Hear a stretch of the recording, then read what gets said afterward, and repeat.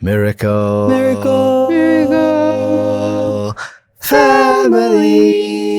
We are the Miracle Family. I'm sarahxmiracle. With me is my husband Mark and my cute daughter Ines. And we spoke last week about how, Ines felt about us as a couple, having observed us for the last 17 years through the lens of a child, and whether or not our relationship was healthy. So if you missed that, you should go and check that out. But today, we wanted to hear from Ines and get her feedback on how she feels about us as parents. You mean young parents? Are we young? Young at heart. Okay, when did you figure out that we were young? When in primary school, everyone was like, how are your parents? How are your parents? And then everyone's was like 30 plus. And I was like, my mother is 25 or something like that. I don't even know. And then all of them were like, and I was like, yeah, slay.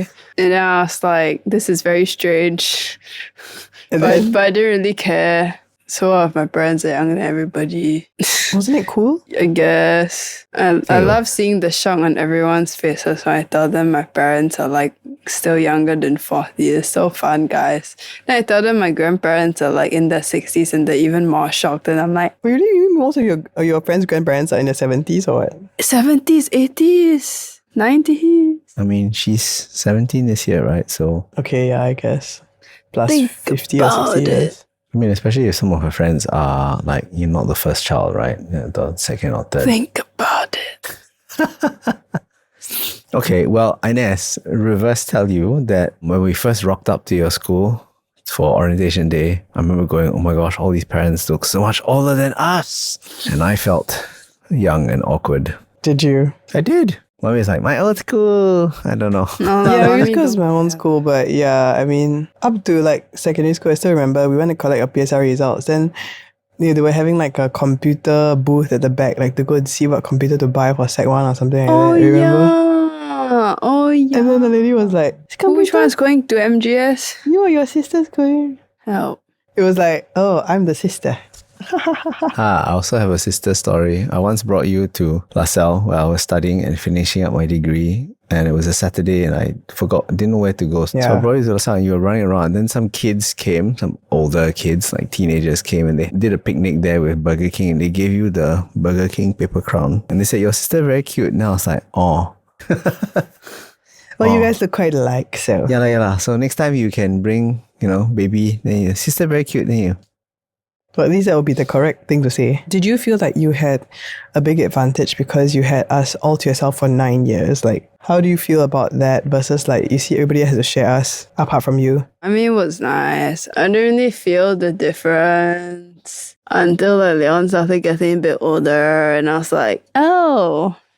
Oh, what? Oh. He takes all the energy away. Yeah. When he had to change like kindergarten so many times, I was just like... Oh, that was the same year, 2019. Yeah, that was a tough year. That was a difficult year. Before that, I still felt relatively single-childed. That's funny.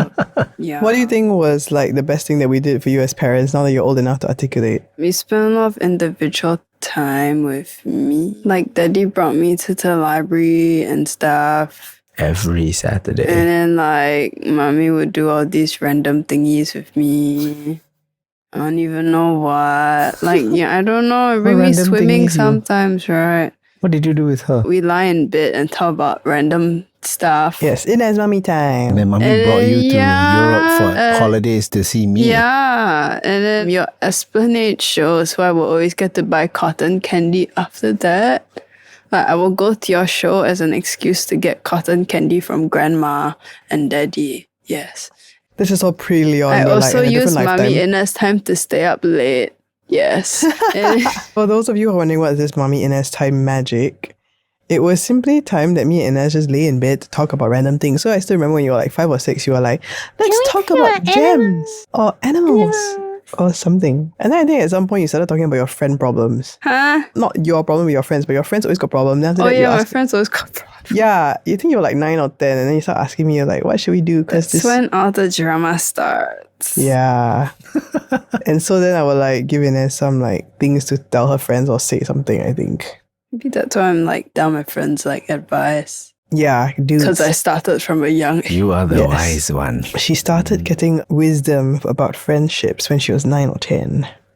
She got 7 years of like friendship advice experience. Oh, But I think Jen, when I tell explain me. this thing to other parents now who don't have teenagers but they have kids, I mean, I encourage them to say that like, if you don't start like having a space and time where you can have a conversation with your child, then how are you going to expect to have that when they're teenagers? Because when they were like younger, you never even made the time to like, Didn't create a rhythm for it. yeah, we didn't create a space and a time. I guess now, Ines, that you're so big, we don't actually lie down in bed together all the time. No, so, you take up my whole bed lah. Please. yeah, I take up your whole bed and you take up your You whole bed. lie so- down, then you stretch, right? Then all my posters fall off the bed. Yeah, so what do you think takes the place of the mummy Ines lie down in bed talk I don't now? know. You know when daddy goes out for like, I forgot. Oh yes, AG. sometimes Daddy goes out for evening. And then sometimes I don't know, what do? We watch random movie. Oh, I bring you to McDonald's on a whim. Yeah. McDonald's again. Or we go eat tissue prata. Oh yeah. Or beef for fun. It's all about eating. Oh, we buy fried chicken. Yeah. Again, about eating. Yes, it's I'm a true. growing child. I'm very hungry. Talking about all this food making me more hungry. Eating is the platform Yeah, that no matter what enables age they are, conversation. you just gotta feed them the things that they like. What do you think that she said about individual time with you and her? What's your favorite memory? Wow. I picked you every day from school. Kindergarten. Yeah, I sent you to school, kindergarten. I picked you from kindergarten. Do you remember my that? lunch hour. Yeah. We'd rush home. I'd eat a really quick lunch and I'd rush back to work. That was my lunch hour. Pick Ines. And then I spent pretty much every single Saturday with you because there was a period of time Mummy was doing theatre rehearsals. Were very long, very intensive, and always on a Saturday. And so I was like, okay, well, I'm not just going to mope at home. And Ines also is bored and needs to go out. So we will go out. So we went to Jacob Ballas. We went to the beach. We went to Yeah, the Marina library. Barrage also. We went to Marina Barrage. We went to some playground inside. Yeah, they had so many Marina's- adventures Marina- without me. Marina. Marina Square. There we go. Oh yeah, there used to be a playground there. I think there still is an indoor playground, right? So you just go there, let you run around, get you exposed to, other kids. The Vivo City had a playground when it first opened. Yeah, Vivo City. That was yeah. fun. Yeah. All the things pre-COVID. Yep. So, I don't know. That was just I was like, let's do something, anything. And I mean, sometimes it wasn't so interesting, right? I needed to go to the supermarket or I needed to run an errand. You just come with me anyway. I remember that I went for some school events and I just brought Ines as well because what else is she going to do? So let you run around. So you bring me to school? Like you just casually come? Yeah. Come all my take friends flyer knew with that I was me. a dad already at that time. What? So they were like, oh, hi Ines. They waved to you. I brought you for like art gallery openings, friends exhibition openings.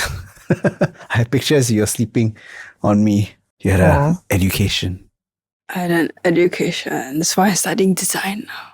So to conclude this, I mean, what do you think you feel you would like to do yourself as a parent next time? No, as a big sister, can you, bring your younger siblings to the library, to the beach, organize outings, and so mommy and daddy can take a holiday? No, I want the holiday. I send you to ballet every Saturday Oh, morning yes. for like 6 years. And then when he was away, I did it. Oh my goodness. Well, I told you I wanted to stop and you didn't let me. Okay, so basically you will send your younger brothers for tuition. Thank you. Okay, you know what? That's Back not to the so bad question. because I get to play music in the car and they can't say anything because I'm driving, not them. They don't can't play nonsense. Back to the question. So what do you think you would do yourself as a mom in the future? I remember I started writing a list about like things that you didn't let me do that I want my own kid to be able to do. Like what? Like sleepovers. Oh, the sleepovers topic. Okay, let's talk about the sleepover topic in our last 2 minutes. lazy. So, Daddy, why are we not allowing her to go for sleepovers? No, so that we control what happens. I don't know what you do when you're outside with somebody else. Who knows what values, what time you sleep, what weird things you pick up. I didn't get any sleepovers until I was a teenager, like 19. And Mummy didn't get a sleepover until... I never went for any Ever. sleepovers. Da-da-da. Okay, but it's not the point. I think the point is that now we do recognize that, number one, I mean, we're in a very connected society. And especially for boys, I mean, if let's say they're at somebody's house, they can easily have exposure to like pornography or whatever it is that nobody will know. We would not even know that they had been exposed to something like that. And I think for girls, because I mean, we've heard so many stories of like people who've actually gone to other people's houses and they kind of been like molested or like taken advantage of. And the girls don't even know how to tell their parents about it.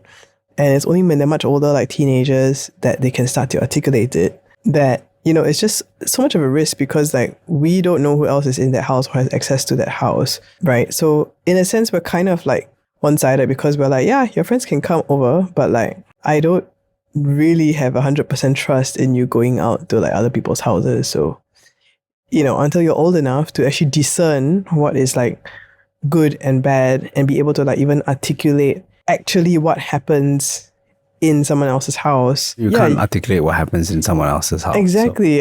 As children, like there's no way, you know, like so Leon will be asking me like, oh, can he have a sleepover in like Aiden's house? But I'm like, okay, but like I don't know his parents that well. I mean, I don't know who else goes to the house.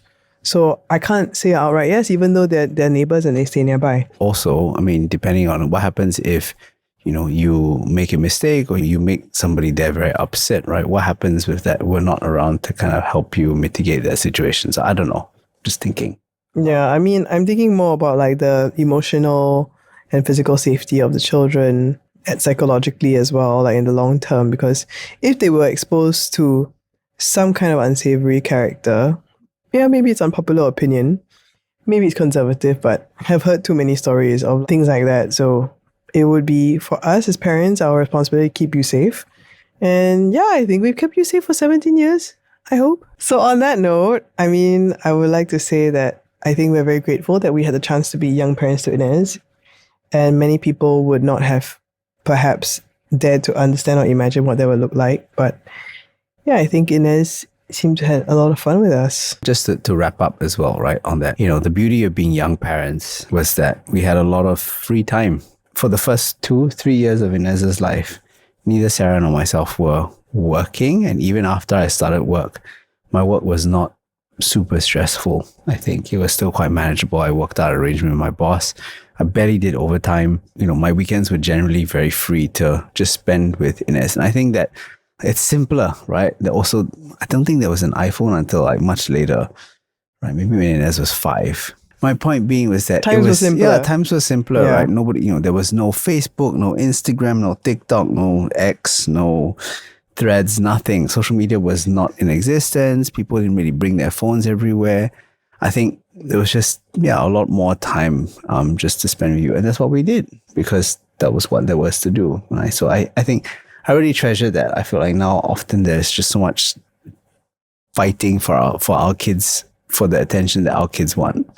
So work, Slack, email, you know, and stuff like that. So, and with that, we will continue the topic about what it feels like to be part of our family, I think, because she has gone through that first 9 years of being only child and we more or less covered that.